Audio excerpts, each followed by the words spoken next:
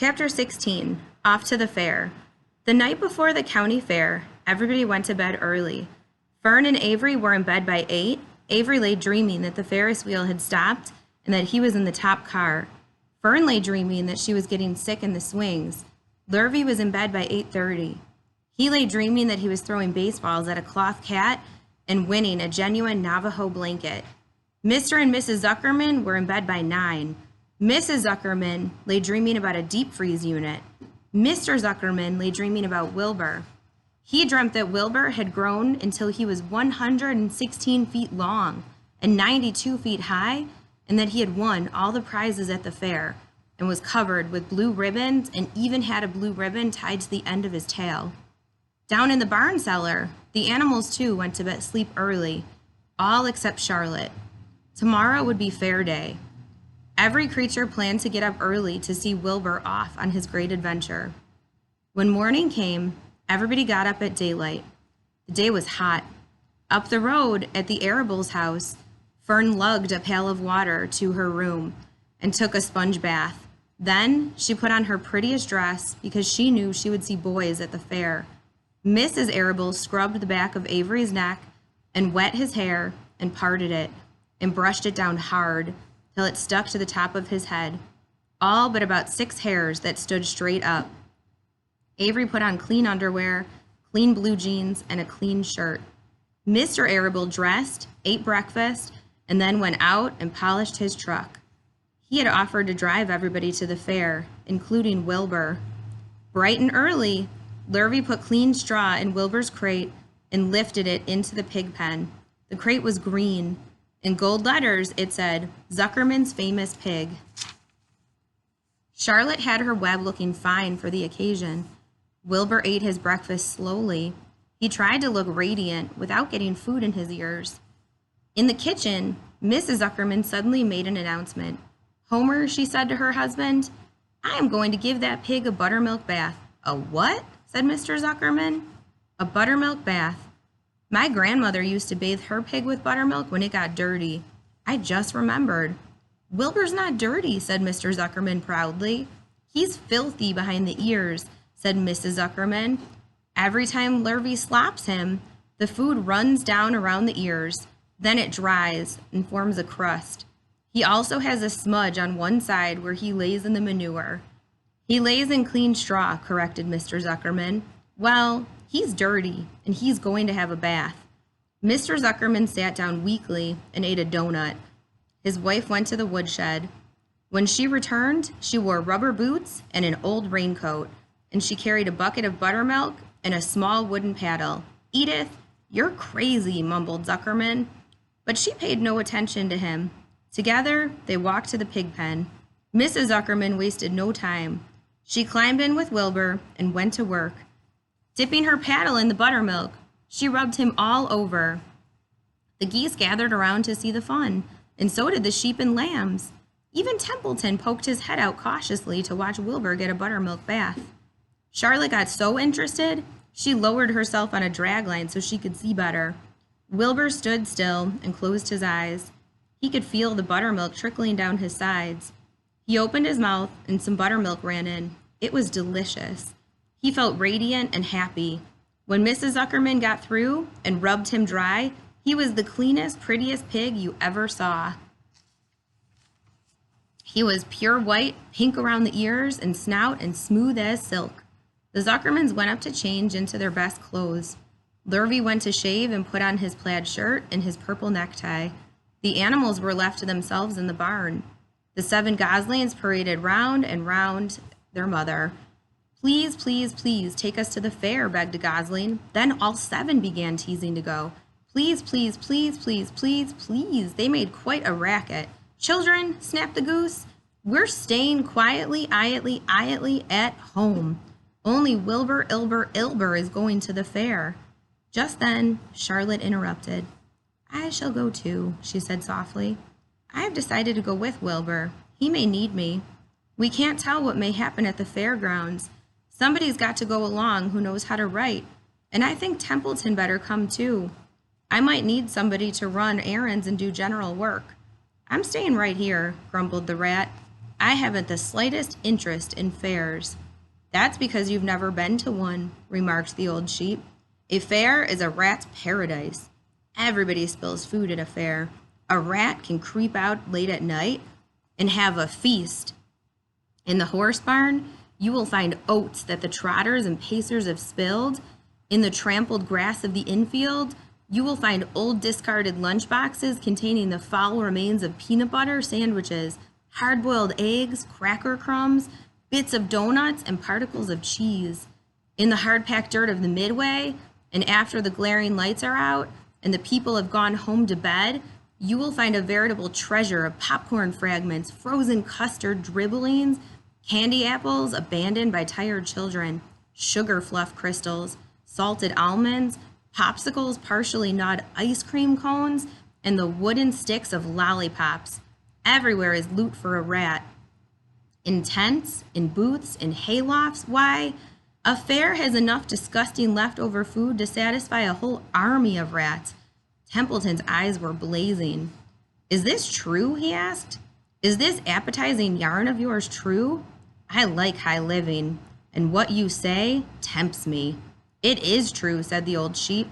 Go to the fair, Templeton. You will find that the conditions at a fair will surpass your wildest dreams. Buckets with sour mash sticking to them, tin cans containing particles of tuna fish, greasy paper bags stuffed with rotten... That's enough, cried Templeton. Don't tell me any more. I'm going. Good, said Charlotte, winking at the old sheep. Now then, there is no time to be lost. Wilbur will soon be put into the crate. Templeton and I must get in the crate right now and hide ourselves. The rat didn't waste a minute. He scampered over to the crate, crawled between the slats, and pulled straw up over him so he was hidden from sight. All right, said Charlotte, I'm next. She sailed into the air, let out a dragline, and dropped gently to the ground. Then she climbed the side of the crate and hid herself into a knothole in the top board. The old sheep nodded. What a cargo, she said. That sign ought to say, Zuckerman's famous pig and 2 stowaways. Look out, the people are coming, umming, shouted the gander. Cheese it, cheese it, cheese it. The big truck with Mr. Arable at the wheel backed slowly down toward the barnyard. Lurvy and Mr. Zuckerman walked alongside. Fern and Avery were standing in the body of the truck, hanging onto the sideboards. Listen to me, whispered the old sheep to Wilbur. When they open the crate and try to put you in, struggle. Don't go without a tussle. Pigs always resist when they are being loaded. If I struggle, I'll get dirty, said Wilbur.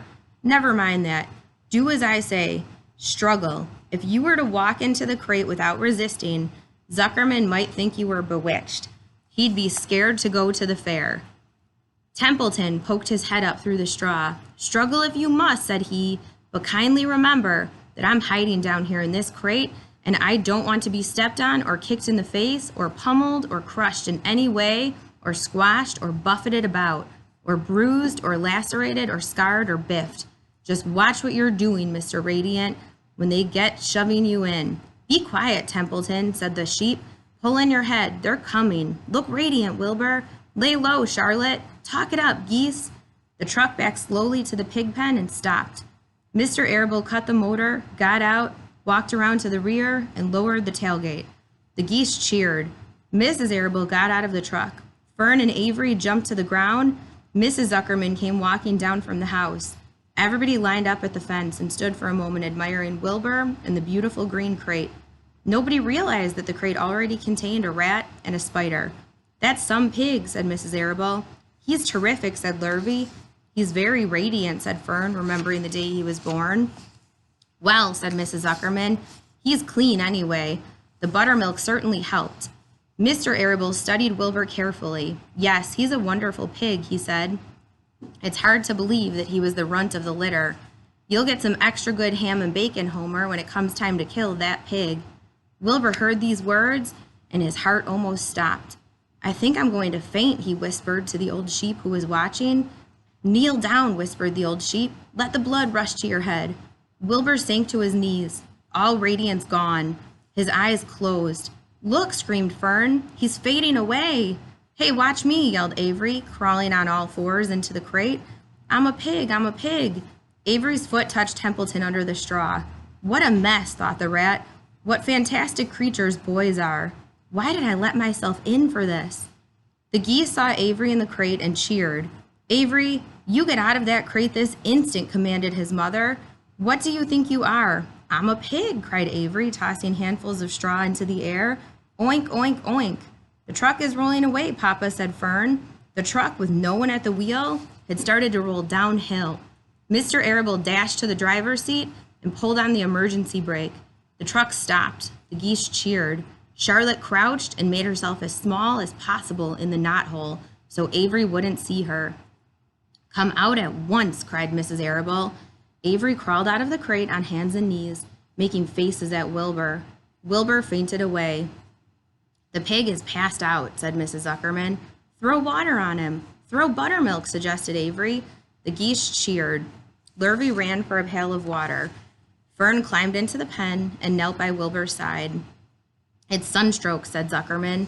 "The heat is too much for him." "Maybe he's dead," said Avery. "Come out of that pig pen immediately," cried Mrs. Arable. Avery obeyed his mother and climbed into the back of the truck so he could see better. Lurvy returned with cold water and dashed it on Wilbur. "Throw some on me," cried Avery. "I'm hot too." "Oh, keep quiet," hollered Fern. "Keep quiet." Her eyes were brimming with tears. Wilbur, feeling the cold water, came to. He rose slowly to his feet while the geese cheered. "He's up," said Mr. Arable. "I guess there's nothing wrong with him." "I'm hungry," said Avery. "I want a candied apple." "Wilbur's all right now," said Fern. "We can start.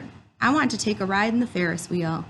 Mr. Zuckerman and Mr. Arable and Lurvy grabbed the pig and pushed him headfirst toward the crate. Wilbur began to struggle. The harder the men pushed, the harder he held back. Avery jumped down and joined the men. Wilbur kicked and thrashed and grunted. "Nothing wrong with this pig," said Mr. Zuckerman, cheerfully pressing his knee against Wilbur's behind. "All together now, boys. Shove." With a final heave, they jammed him into the crate. The geese cheered. Lurvy nailed some boards across the end so Wilbur couldn't back out. Then, using all their strength, the men picked up the crate and heaved it aboard the truck. They did not know that under the straw was a rat, and inside a knothole was a big gray spider. They saw only a pig. "Everybody in," called Mr. Arable. He started the motor. The ladies climbed in beside him. Mr. Zuckerman and Lurvy and Fern and Avery rode him back, hanging onto the sideboards. The truck began to move ahead. The geese cheered. The children answered their cheer, and away went everybody to the fair.